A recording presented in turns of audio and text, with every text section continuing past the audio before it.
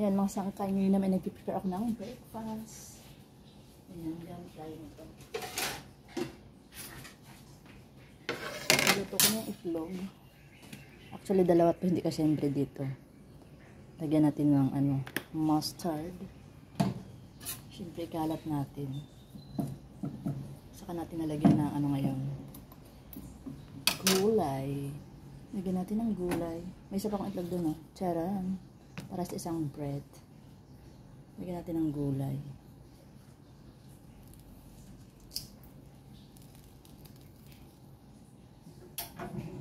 Naf ko muna baka masunog.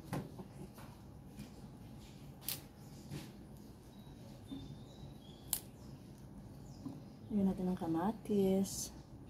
Ang kamatis, itinanggalan ko ng buto. Lagyan natin ng ketchup ngayon. Ang ketchup nilagay ko na sa pinggan. Gagamitan ko na lang ng kutsara. Kasi yung ketchup hindi katulad ng yung sa mustard na maliit ang.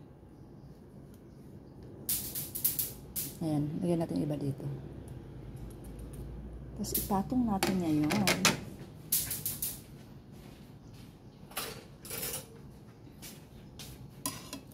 Ipatong natin ngayon.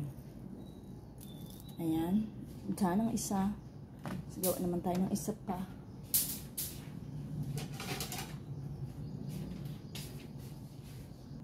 Tanggalin natin ito. Gawa pa ng isa.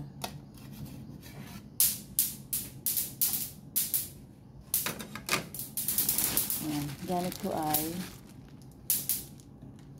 yan. Gardenia. Wheat bread. Buksan ko ulit yung apoy. Ayan lang natin medyo mag-brown konti. Ayan, okay na. Baliktarin natin. Gamit lang ang aking chopstick.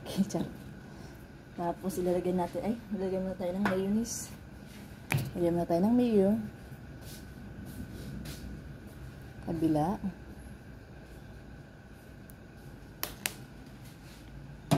Lagyan natin ang sunny side up egg. Ayan.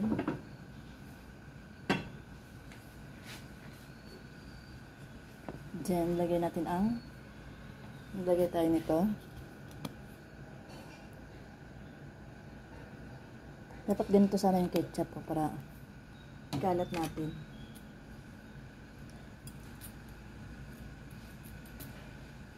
Same process. Lagay din natin ang gulay.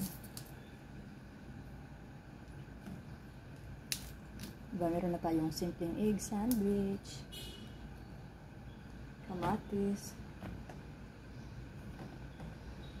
Nasubahan ako sa kamatis. Dapat 3. Pwede naman pala 3. Ketchup.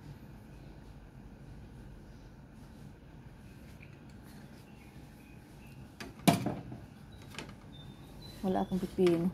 Okay na. Mapupuno na rin to kahit pag may pipino.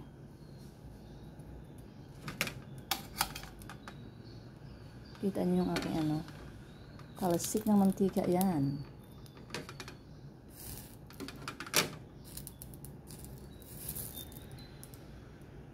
Off na natin. Sa oven ko na lang initin na itong maya. Patong natin isang bread. Ayan. Then, done mga sangkay. Ayan, egg sandwich is done. Thank you for watching. Done.